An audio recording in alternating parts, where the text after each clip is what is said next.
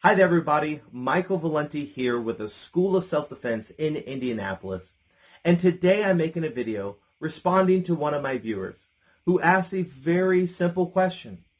Why not just buy a gun? The art of fighting without fighting? Show me some of it. Before I get too deep into this video, I want to make one thing clear. I am not anti-gun. To me, weapons are a part of a complete self-defense arsenal. You have to have the art of fighting without fighting, which is your situational awareness, conflict de-escalation skills. You have to have the empty-handed combat skills. That's your martial arts, your punches, kicks, pins, submissions, throws. And it's important to know how to use weapons to learn how to control space. But in today's video, we're specifically answering the question, why not just buy a gun? Not why have a gun, but why a gun by itself is not a complete self-defense arsenal. In order to address this, we're going to talk about three things. First is the 21-foot rule. Secondly, we're going to talk about the availability of the weapon. And third, we're going to discuss the situations you're most likely to get into, which I think you'll find will inform those other two points. So let's talk about the 21-foot rule. All across the United States, most police officers are taught a really simple rule. It's that the average person can sprint 20 feet faster than you can draw your weapon, aim, and fire. And so it's important that if they are in a situation that may require lethal force, that the police officer maintain 21 or more feet so that if the person draws a weapon, they will not be able to bridge the gap and kill them. Let's assume it's a knife. If the person is standing 5 feet away from you and they draw a knife and they stab you, a gun in its holster is basically useless, at least according to most police statistics. Of course, remember, these are trained police officers. So if you don't have training with your gun, if you just bought a gun and you throw it in your purse or you throw it in your glove compartment, you have even less of a chance of using that tool for self-defense at a shorter range. In addition to that 21-foot rule, they also talk about the time it takes to assess the situation. One thing to remember is just because someone reaches their hand behind them doesn't necessarily mean that they're drawing out a knife or a gun. They may be pulling out a cell phone, or pulling out a wallet, or pulling out a watch. The reality of this situation is that you are not going to be able to draw your weapon, assess the situation, aim and fire in close range. And it's very important to keep that in mind as we go forward. Let's talk about the second point, about the availability of your weapon. Now, I live in the United States, in which guns are legal in most places. However, even in the United States, where we love guns very, very much, guns are not legal in all places. Guns are not legal in entire cities. Some states have made guns illegal. Not to mention that guns are not allowed in state buildings, schools. A lot of churches don't allow people to carry a gun. There's a lot of restrictions on where you can actually carry this weapon. I know for a fact that my wife has to move her gun into the trunk of her car as she goes through certain states just to maintain a legal carrying process. But not to mention, it's not just the legality of where you can carry your gun, it's also the practicality of where you can carry your gun.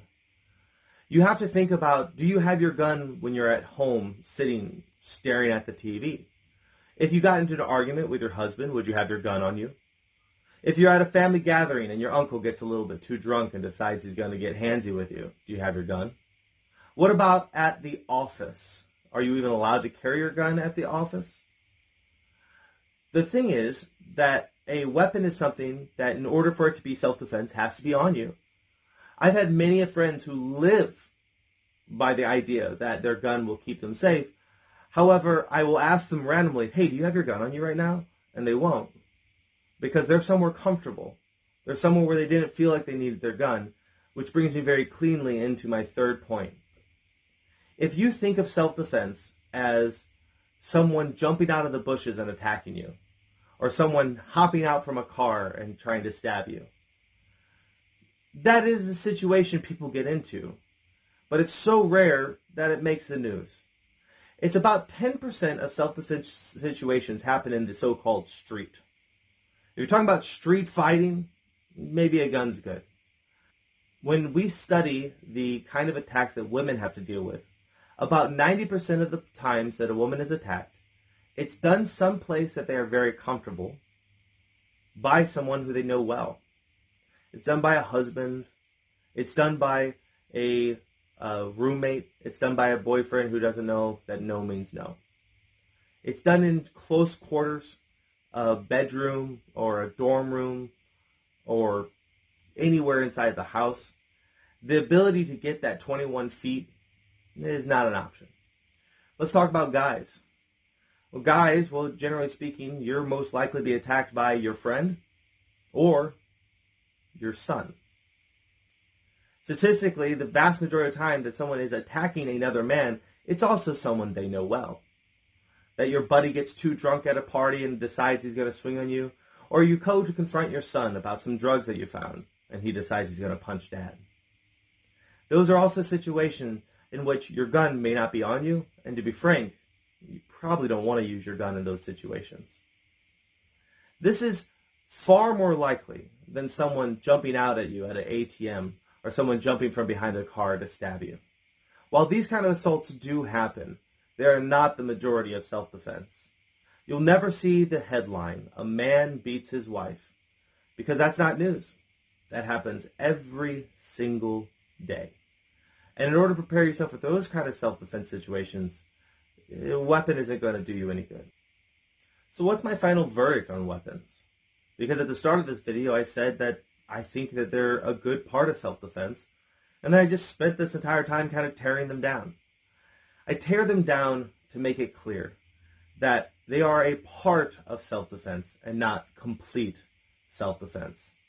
I also think it's really important to understand that if you are not actively training with your weapon on the regular, in the same way that I train with my martial arts, your weapon is also not a good self-defense tool, even if you did follow all the rules we talked about.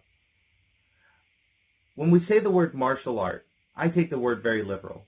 Martial means of war, fighting. Art is a study that takes a long time to get good at. And if you look at that, guns are absolutely a martial art. Every bit as much as I have to train regularly in order to ensure that my eye jab can land true, if you aren't going to the range once a week or once a month, you aren't going to aim true either. And if you think self-defense training is standing at the range in your isosceles stance, putting a hole through a piece of paper, well, that's not what self-defense looks like either. True self-defense experts with firearms train with them every bit as much as I do my self-defense. They practice various scenarios. They fire from the hip. They fire from coming out of cover. They practice movement and firing. At the end of the day, martial arts gives you options. When you put a gun on your hip, you have made a decision that your way of solving a dangerous situation will always be with lethal force. That the second you can't talk your way out of it, your next option is going to be using lethal force. With martial arts, I could kill someone, but I won't. With martial arts, I'm able to hurt the person, I'm able to maim the person, but I'm also able to pin and have a conversation with that person, or just simply deter them, or maybe even just make them let go.